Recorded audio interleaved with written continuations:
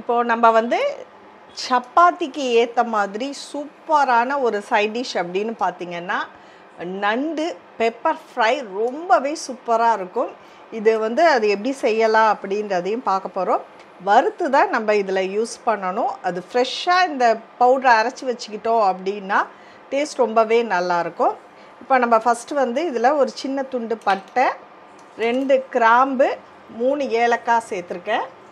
அதோட அரை table spoon அளவுக்கு சோம்பு, அரை டேபிள் ஸ்பூன் சீரகம், அரை டேபிள் ஸ்பூன் மிளகு. இதெல்லாம் வாசனை வர வரைக்கும் நம்ம வறுத்துடுவோம். இது கொஞ்சம் நல்லா வதங்கணும். இது எல்லாமே நம்ம அரைச்சி தான் விட போகிறோம். ஸோ ஃப்ரெஷ்ஷாகவும் நம்ம சேர்க்கறதுனால நல்லா வாசனையாக இருக்கும், டேஸ்டியாகவும் இருக்கும். காரத்துக்கு தகுந்த மாதிரி ஒரு 3 காஞ்ச வத்தல், 3லேருந்து 5 வரைக்கும் நம்ம சேர்த்துக்கலாம். ஒரு 15 பல்லு பூண்டு அதையும் சேர்த்து நல்லா வதக்கிடுங்க. துருவின தேங்காய் 2 டேபிள் ஸ்பூன்.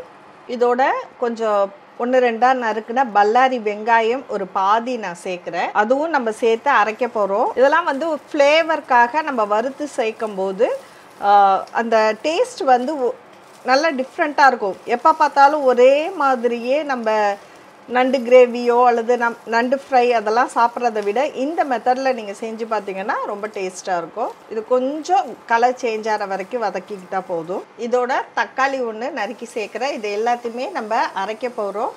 இதோட முழு தனியாக இருந்தாலும் நீங்கள் சேர்த்துக்கலாம். இப்போது நான் வந்து இதில் பவுடர் மட்டும் ஒரு 1/4 டேபிள் ஸ்பூன் அளவுக்கு தனியா இதில் சேர்க்குறேன். உப்பு ஒரு 1/4 டீஸ்பூன், மஞ்சத்தூள் ஒரு 1/4 டீஸ்பூன். இதை எல்லாத்தையும் சேர்த்து கொஞ்சம் நல்லா வதக்கிடுங்க. தக்காளியை சுட்டு கூட சேர்க்கலாம், நல்லாயிருக்கும். இதில் இதை அப்படியே நம்ம மிக்சியில் அரைக்க போகிறோம். இது ஆறட்டும், அதுக்கப்புறம் நம்ம மிக்சியில் அரைச்சிக்கலாம். அது ஆறட்டும். இப்போ அதே பாத்திரத்தில் நம்ம வந்து கொஞ்சம் நல்ல ஒரு 3 டேபிள் ஸ்பூன் அளவுக்கு நல்லெண்ணெய் விடுறேன். நல்லெண்ணெய் கொஞ்சம் காயட்டும். 2 மீடியம் சைஸ் பல்லாரி வெங்காயம் சேர்த்துருக்கேன். இது நல்லா கனியணும், வதங்கணும். இது நல்லா ஆறிடுச்சு. இதை நல்லா மிக்சியில் அரைச்சி எடுத்துகிட்டு வந்தால கொஞ்சம் தண்ணி ஊற்றி கூட அரைக்கலாம். இதை இப்போ நம்ம அரைச்சி எடுத்துகிட்டு வந்துட்டோம்.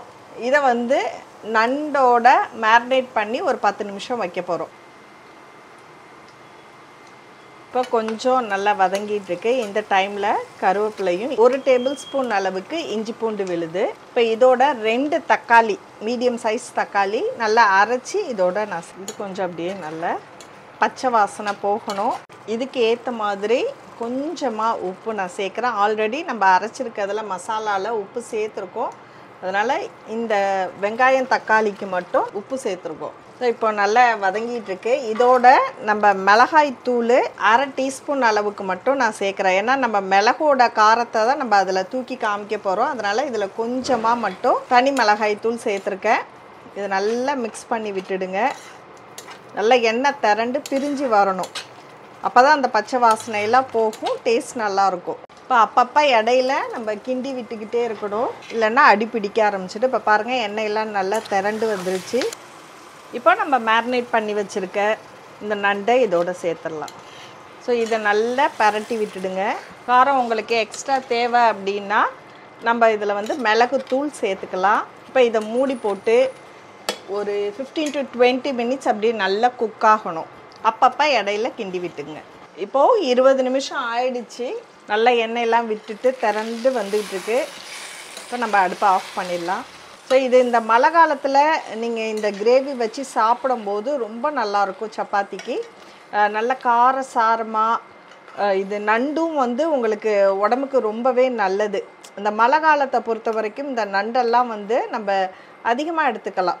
சூடான பொருள். இது நல்ல கனமான நண்டாக பார்த்து வாங்கினீங்க அப்படின்னா உள்ளே நம்ம சாப்பிடும்போது உள்ளே வந்து சதையாக இருக்கும். நம்ம இன்றைக்கி அப்படி தான் பார்த்து வாங்கியிருக்கோம். ஸோ இப்போ நம்ம இதை தட்டில் எடுத்து சர்வ் பண்ணிடலாம். நிறைய மெத்தடில் நீங்கள் ட்ரை பண்ணியிருப்பீங்க. இந்த மெத்தடில் நீங்கள் ட்ரை பண்ணி பார்த்துட்டு எப்படி இருக்குது அப்படின்றத கட்டாயமாக நீங்கள் கமெண்ட் செக்ஷனில் சொல்லுங்கள்.